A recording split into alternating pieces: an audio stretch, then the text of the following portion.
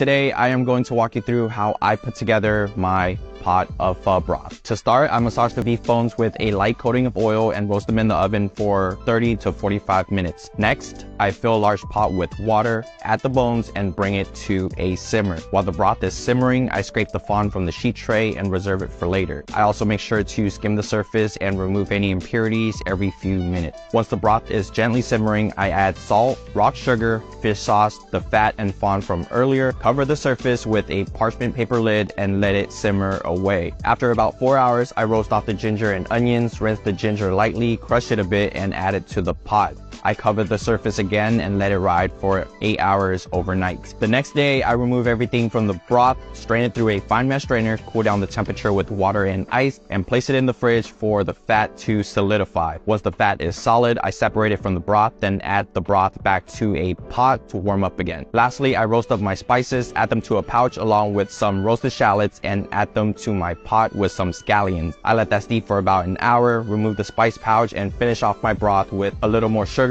and fish sauce. The result is a clean, clear, golden pho broth that is simply irresistible. Enjoy.